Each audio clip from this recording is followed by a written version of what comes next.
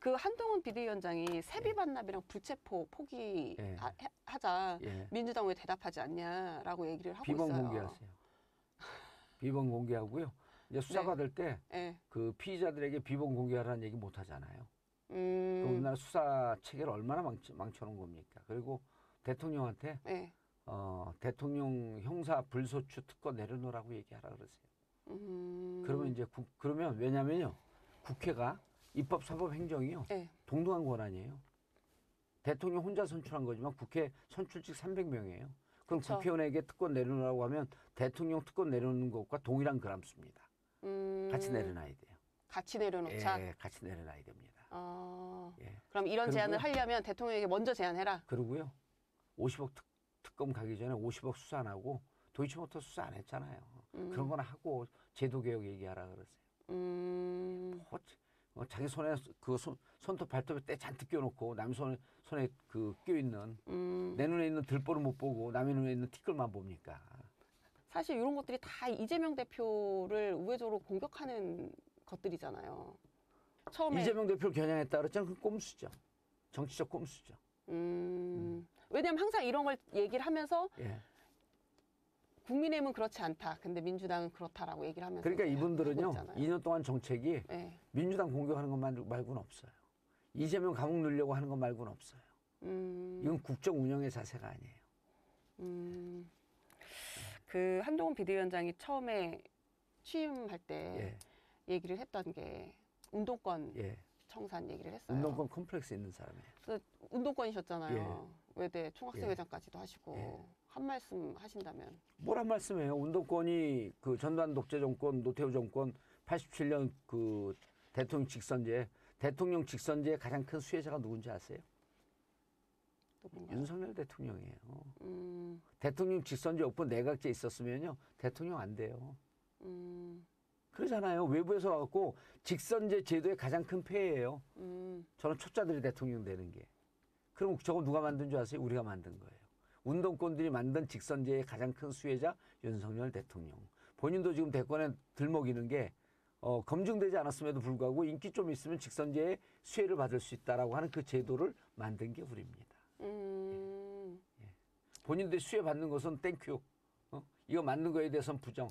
전두환, 노태우 그들을 법정에 세울 수 있었던 게 운동권의 공입니다. 광주 학살의 진상을 밝힐 수 있도록 한 것도 운동권 학생들의 희생 덕분이에요. 그건 부인할 수는 없는데, 근데 여기서 이제 운동권의 기득권화를 지금 문제 제기하고 있는 거예요. 그건 운동권 출신이 기득권화 되지 않았고, 제가 아까 이런 얘기 있잖아요. 한동훈, 윤석열 다 기득권화 돼 있어요. 왜요? 그분들은요, 특활비, 업무 추진비를 자기 돈처럼 썼거든요. 그 이제 부자질한 거예요. 부자질. 왜 부자질은요? 자기가 땀 흘려서 노동으로 번 돈을 갖고 부자질하는 겁니다. 그건 부자질이라고 안 그래요. 국민 세금으로 부자 행세하는 건 부자질이라고 합니다. 본인들이 대표적인 인물들 아니에요? 기득권. 그래서 저는 운동권 출신의 기득권들은 저도 비판을 해요. 혁신하지 않고 개혁하지 않고. 근데 기득권은 대표적인 기득권이 검찰 기득권이에요. 남의 돈으로 업추비 백수십억씩 쓰면서 부자질했잖아요. 여기 펑펑 갖다 주고 후배들한테 야 너 열심히 한다. 응? 특활비 주고. 자기 돈 주는 것처럼. 아까 한동훈 비대위원장이 운동권에 컴플렉스 있다고 말씀하셨잖아요. 컴플렉스 있는 것처럼 느껴져요. 어떤 점에서요? 왜냐면 그때도 학교의 그 대세는 대세 그분이 학교 다닐 때도 대학 다닐 때도 학생 운동이 학내의 주요한 흐름이었어요.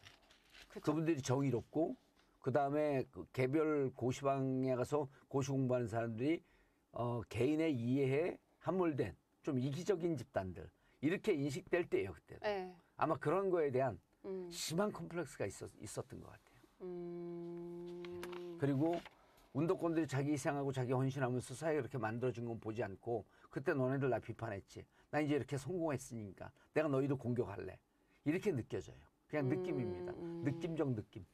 8.15 그러니까 광주 가서 한동훈 비대위원장이 그 얘기 하더라고요. 나는 뭐 정확한 워딩인 거는 아닌데 취지는 나는 그거에 대한 뭐 죄책감, 미안함은 없다. 다만 고마움이 있을 뿐이다. 누가 물어봤어요?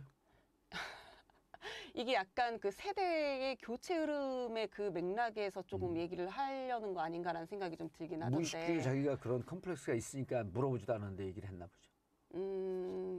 그렇게 예. 보시는 거예요. 알겠습니다. 저 아까 여쭤보려다가 예. 저희 그 빅텐트 넘어가서 못 여쭤본 게 하나 있어요. 예. 그 조응천 의원이 본인 탈당하면서 예. 일진이 없는 대안학교를 간 기분이다. 그 얘기를 하더라고요. 그래서 여기서 이제 대안학교 간 기분이냐 그랬더니 아니 일진이 포커스다라고 얘기를 하더라고요. 어떻게 생각하세요? 얘는 금방 확 이해가 돼야 되거든요. 적절치 않은 이해 같아요. 아, 그래요? 이해가 확 돼요? 아니 이제 저는 이해하기로는 일진을 이제 이재명 대표를 얘기한 것 같고 예. 이재명 대표의 흔히 이제 그 비명계들이 비판했던 사당화를 얘기하려는 것 예. 같거든요. 저는 그렇게 조응천 얘기했는데. 의원은요 2016년 민주당 들어올 때부터 특혜를 받은 사람이에요. 어떤 그러잖아요. 아니 그 전략공천 예. 해준 거예요. 예, 예. 근데 그런 특권이 어디 있어요? 그러니까 본인이 무슨 말씀이냐면 본인이 민주당에서 일진이었어요. 특권을 받았기 때문에 특권 받고 국회의원 하는 게 일진이에요. 국회의원 중에서도 이제 자기는 일진, 이진 나눴는지 모르겠는데 국민들이 보기에는 국회의원 하는 순간 정치권의 일진이에요. 예. 그러니까 항상 기득권자들은 뭐라 그러냐면 나는 기득권자가 아니라 그래요. 조응천? 기득권자죠. 우리처럼 그 장외에서 16년 동안 풍찬 노숙하면서 풀뿌리 씹어먹던 우리 같은 사람들이 그 기득권이 아닌 비주류고요. 본인은 기득권 주류예요. 그 기득권 내에서 조금 더 힘 있는 쪽, 좀 더 뭐 본인이 힘이 없는 쪽 선택인지 어쩐지 모르지만 국민들이 보기에는 국회의원이 비주류다? 누가 동의해요? 국회의원이 기득권이 아니다? 누가 동의합니까? 그 국민적 시각보다도 자기들 정치공학적 시각에 너무 함몰돼 있으니까 그렇게 보이는 거예요. 네. 근데 이렇게 지금 막 그 이낙연 전 대표 그리고 소위 말해서 그 원칙과 상식 이런 분들 이제 탈당을 하면서 인지는 모르겠지만 오늘 리얼미터 여론조사에서 보면 윤석열 대통령 지지율이 약간 오르고 민주당이 여전히 국민의힘보다는 높긴 하지만 국민의힘은 지지율이 좀 떨어졌어요. 아니 좀 오르고 민주당이 떨어졌어요. 지금 그런 시기예요. 왜 그렇게 생각하세요? 아니 지금 근데 그 지지율 오르고 내리고 별로 그 의미가 없어요.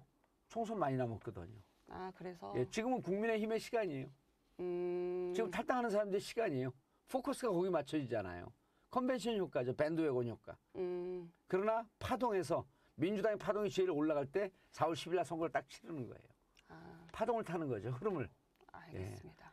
기껏 잘 나가다가 지지율 올라가다가 선거 때 지지율 뚝 떨어질 때 선거 오면 어떡합니까? 85일은요 무슨 격변이 있을지 몰라요. 국회의원 입성하시면 어떤 국회의원이 되고 싶은지 짧게 한 말씀만 해주시고 마무리하시죠. 국민과 당원들이 원하는 일을 하는 국회의원 하고 싶습니다. 내 개인의 영달의 자리거든요. 개인의 영달보다는 국민이 원하는 것, 당원들이 원하는 것이 무엇인지를 잘 찾는 국회의원이 되겠습니다. 네, 알겠습니다. 나는 정치인이다. 오늘은 여기까지 하겠습니다. 지금까지 정봉주 전 의원 모시고 말씀 나눠봤습니다. 오늘 감사합니다. 네, 감사합니다.